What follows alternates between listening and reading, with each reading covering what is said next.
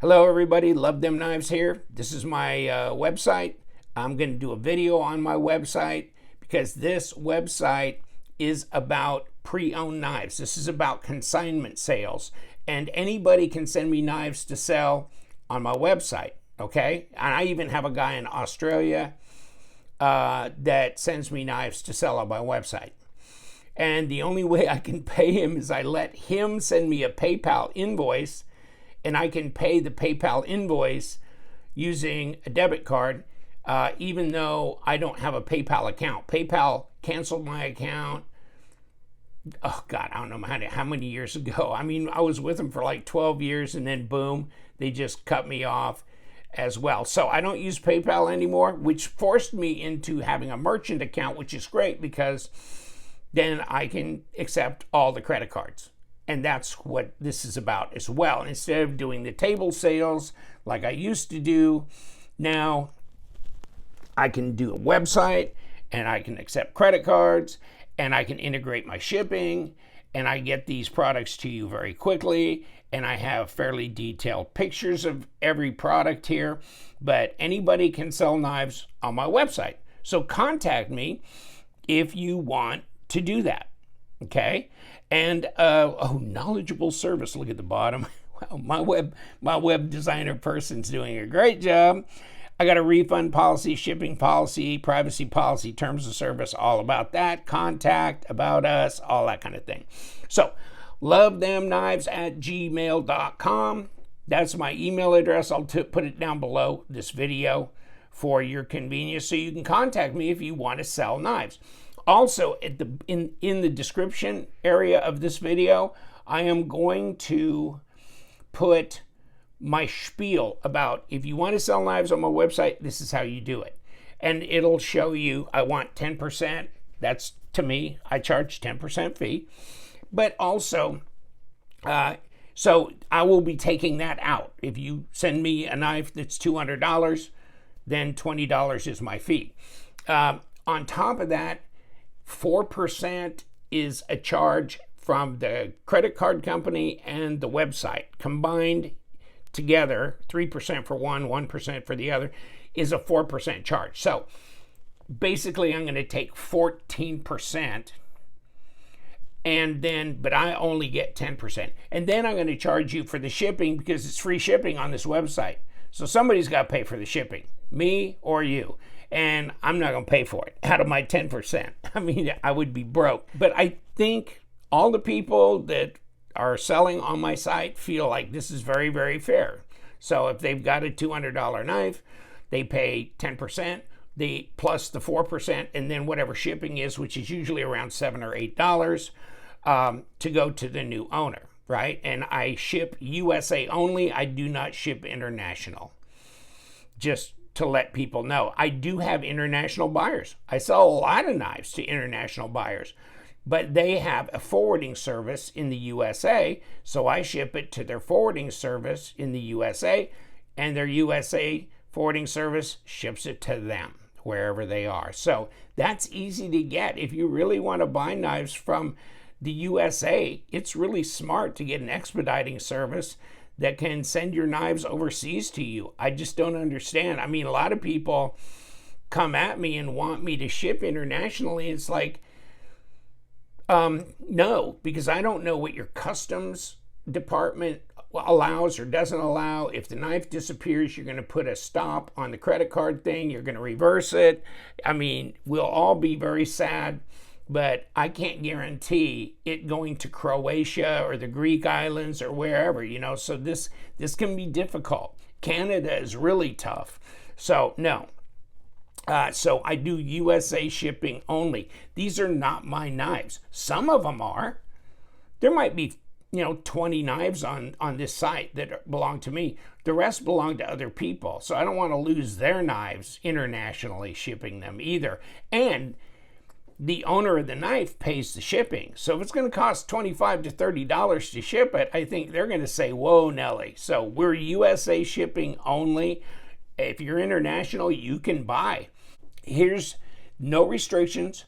You can send knives to me. I will take the photographs. I will keep them in inventory. I will sell them. And if you want to reduce the prices, so be it. You can do that. Okay?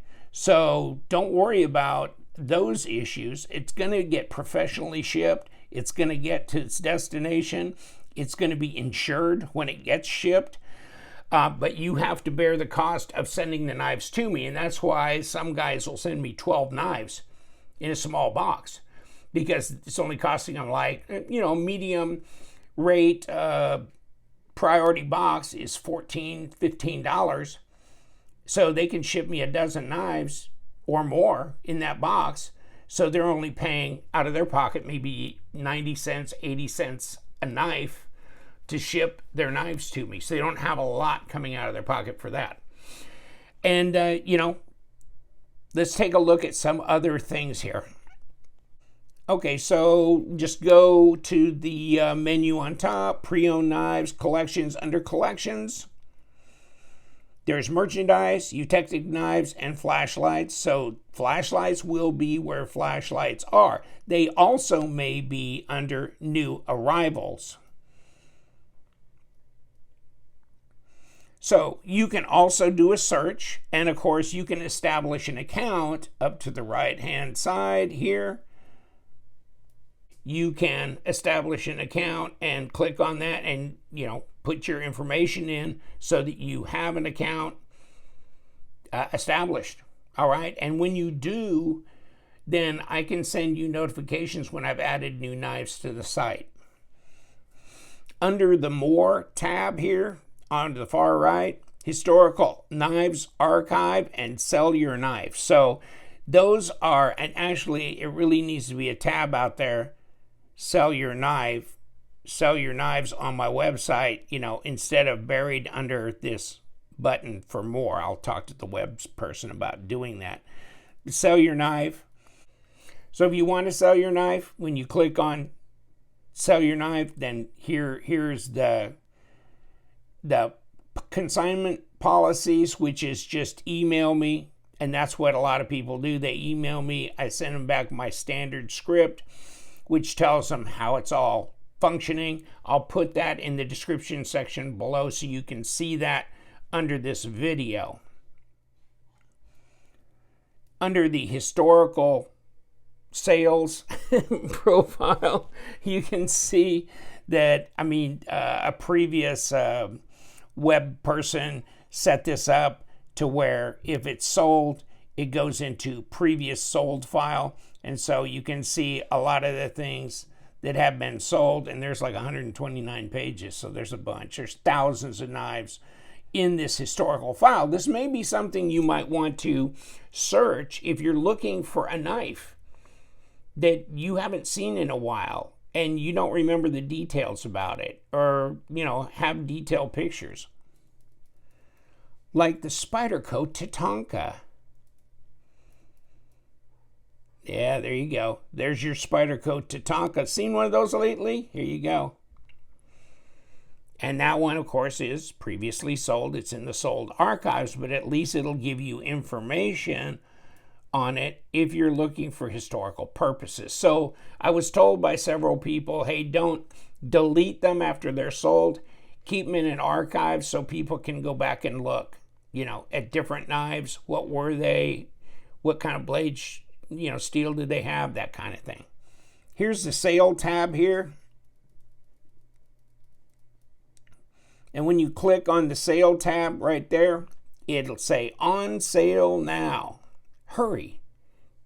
These won't last long. That wasn't me putting that together. That was my web person, whatever. But they're always trying to think ahead. And then you can go down to the filter, in stock only. Click on that. There you go. These are in stock, and then you can do new to old if you want. So these are on sale now. So these are the knives that have been marked down. But don't ignore previously owned or new arrivals and new to old, because there are some that haven't been marked down, but they don't need to be marked down. Okay, they're a good price already. And these are just ones that have been marked down, and you can continue to check these out. This Notorious, I know I just marked this down today. But Hey, the Wee Knife Snacks Vision R. Oh, here's the Half-Breed LBF version 1. Yeah. Oh, this is the Gen 2 one. This is the Gen 2 with kind of the shark lock type thing. That's a hell of a deal. As we go and we go. So there's my home page, and I'll try and remember to change the main picture here and there, because the main one you're looking at right now has gone to Sweden. That one, I think I had 2 of them in stock.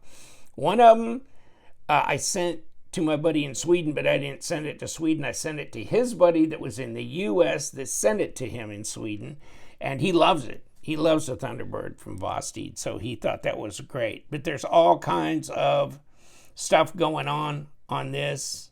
Oh, my God. Yeah, I haven't really looked in detail at this since she redid the whole site. So now I'm just remembering some of the things that she did.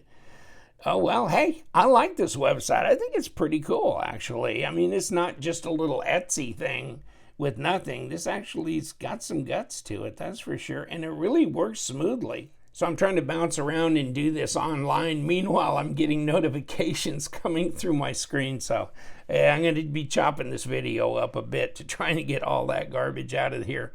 Let me just tell you this. The last time I posted knives was just a few days ago. I posted 101 new knives. They go up for my Patreon group first, okay? And I've got about 100 people in the Patreon group, or maybe a few more than 100. They get to look at all the new knives 24 hours before they go public. In 48 hours after I dropped the knives, for 24 hours for Patreon, 24 hours for public, it sold almost 40% of those 100 knives. So 40 of those knives were sold within about 48 hours. That's how quick. Actually, my big problem is not having a bunch of knives languishing around in the bins. I've got a bunch of empty bins.